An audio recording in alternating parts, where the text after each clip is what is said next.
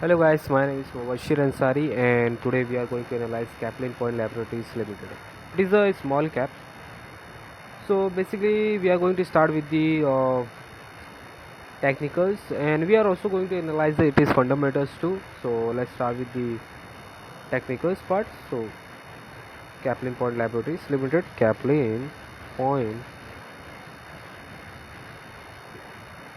okay, Laboratories Ltd. Here it is.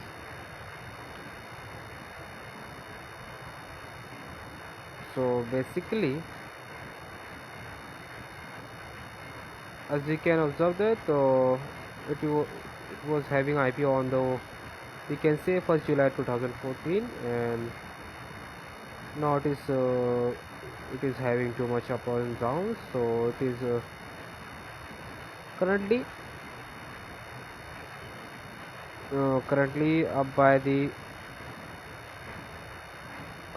5,500, that is 55 from it is all time from it is initial price, right?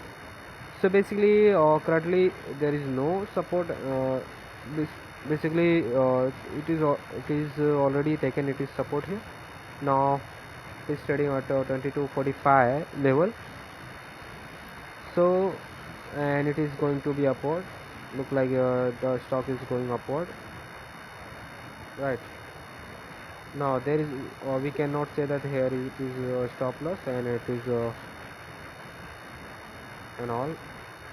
So the highest price it has touched is 2611, right? So it is down by the around 14% from its highest price. So basically it is again started pumping again by taking a support of 1800 around, we can say that 1800, yeah, right. So let's move towards the it is fundamentals, right? Caplin point Caplin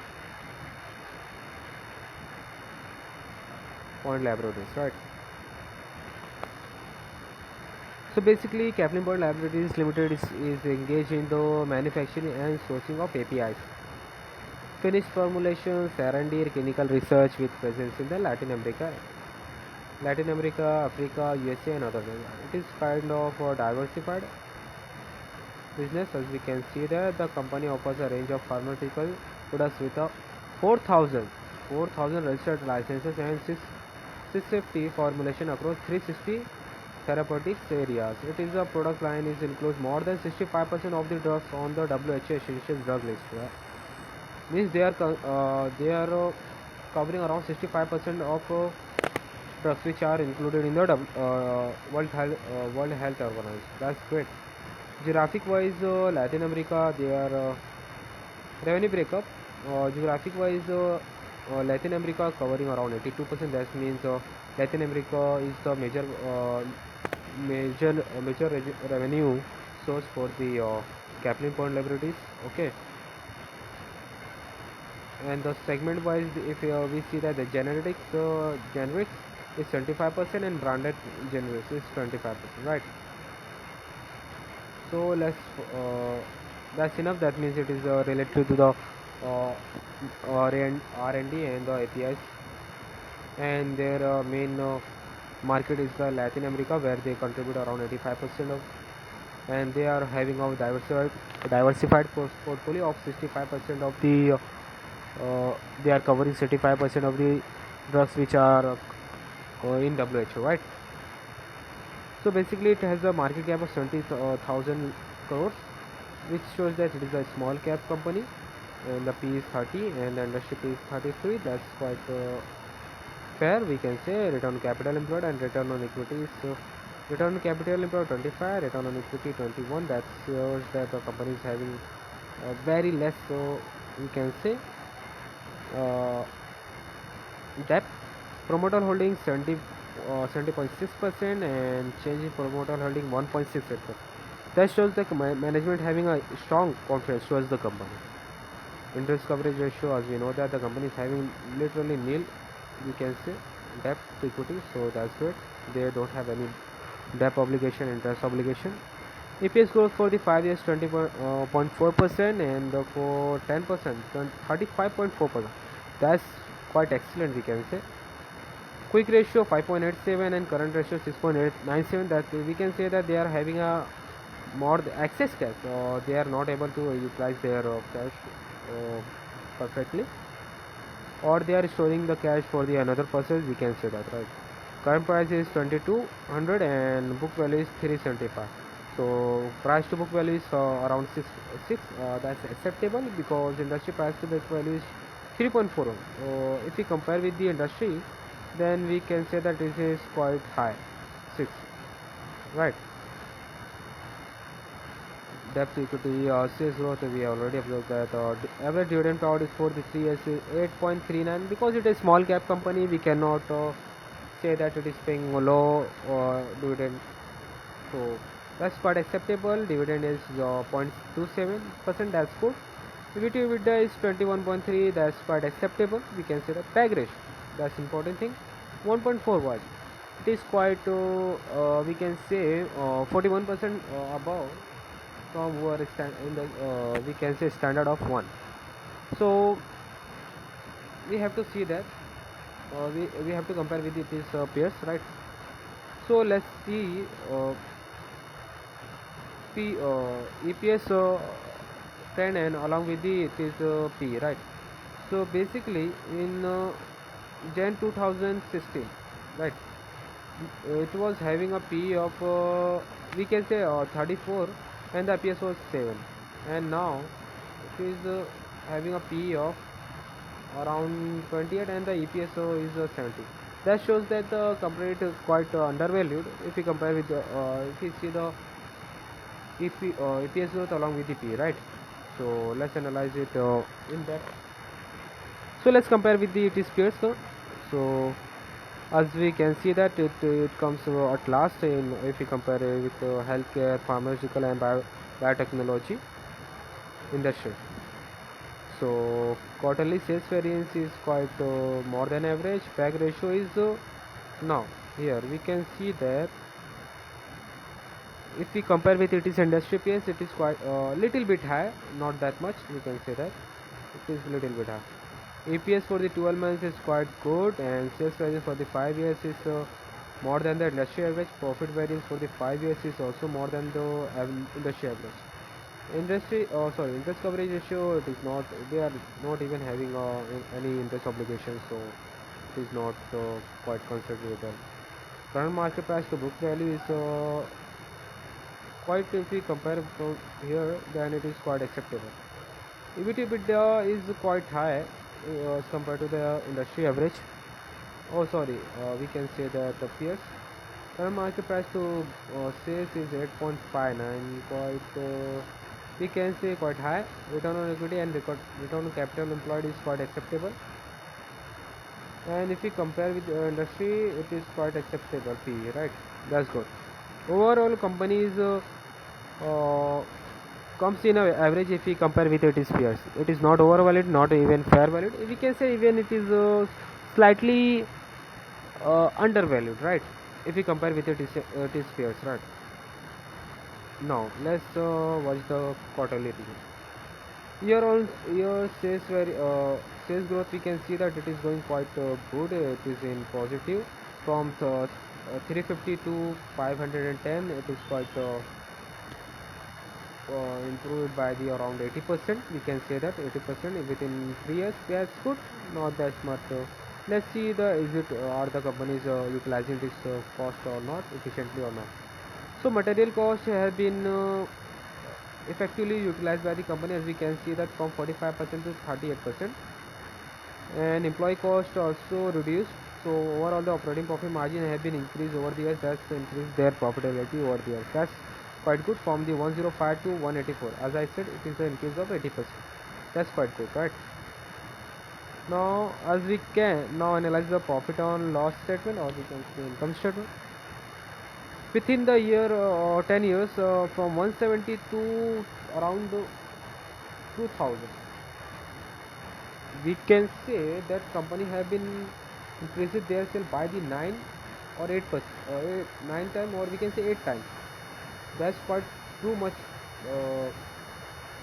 We can say that's good growth, right? and especially growth comes from the 21, as we know that there was a COVID happening, then afterwards the pharmaceutical companies or medical related healthcare related industries have boomed. And as we know that the companies is efficiently utilizing their material cost from 59% to 39%, quite reduced. They have reduced by the 20%. That's quite excellent, we can say that. And also manufacturing costs, employee costs also will reduce. That's no, employee costs, we can say that it is quite increased, but still they have somehow managed to increase their operating profit margin by reducing the material cost. Overall, the company is doing very great till now. Let's analyze the balance sheet. As we can observe that the company is not selling their uh, company promoters is not diluting their shares ownership, and their reserve have been increasing. Excellent. Their borrowings, they are hardly having any borrowing. Long term borrowings is nil, and short term borrowing also we can 0.28 like 28 lakhs. That's not quite high. The main preference capital they have raised, and the other borrowings they have, right.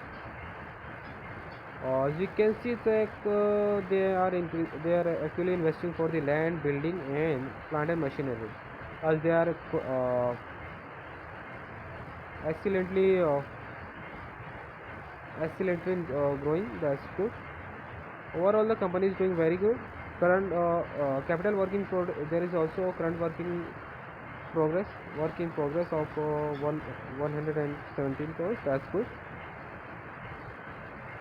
Cash flow. Let's see first profit and loss statement. How much profit they have generated within 3 years? 450, 550, 1000, 16,000, and if you include the depreciation, it will be around 18,000 crores. Oh, sorry, I mean 1800 crores. So profit and cash flow 1800, right? So 2, 3, and 500, and around 1000, right? Around we can say that company is from 18 to they are from 18,000 crores, they are hardly able to collect the cash of 60 to 65% from their sales. So it is quite inefficiency. Company is not able to collect the cash efficiently. That's a major concern. We can say that they are having a more receivables. We can see that they are receivables are even thought increasing. We can see that it is not reducing, it is increasing over there. That's a bad sign for the company. Inventory is reducing, that's good, and the payables is increasing. That's also bad sign for the company. Overall, companies look like it is showing sales, but they are, yes, but still if we compare the sales from 170 to 2000, but they are able to collect 1000 crores. That's still quite good. We can say that they increases their sales by the 10 times if we consider the cash flow. Means overall they are still doing good if we compare like that, right. So cash from the investing activity, as we observed that the company actually investing for the assets, and they are also investing for the investment, right. They are not taking any more loans. They are just paying the current loans, right. So overall the company is doing very excellent, right. Debtor days have been increasing over the years, as we have already observed that the receivables have been increased over the years. That's bad sign. We have to watch this stock if we are going to invest in this stock. Inventory days also increasing, as the company is continuously passing this is becoming a concern, because it is normal for any company if it has started expanding excellently, so it is become quite challenging to control overall the inventory. So it is quite we have to observe that, right, over the years. Days papers is reducing, that's good sign. So overall the cash conversion cycle means overall how much time does the company is taking to collect the receivables and convert inventory into the cash is around 125 means net working capital is tab in company's net working capital is tab in the business for 125 days. That's quite high. It should be not more than 50 days, we can say that. It is quite high, we have to observe that. Right. So let's see the promoters. We can observe that the promoter is continuously increasing their stakes in the company, and FI has also increased their stake, and DI is also increasing the stake in the company. This is a very good sign for the company. I, I would like to say that it is a very good stock if they somehow able to manage their receivables and collect the cash. They have sold the many high volume at a credit, so they have to collect the stock efficiently. Then only we can say that. No, we cannot say like that. Then only, but still the company is doing very good. I think I am first of all I am not a SEBI registered research analyst, but still, if you want my recommendation, I can say that it is a very good stock to invest for long term. But we have to closely watch the stocks, closely see the annual reports for the next year, and quarterly results, are they collecting the cash or not, right? So thank you thank you very much for watching. Have a nice day.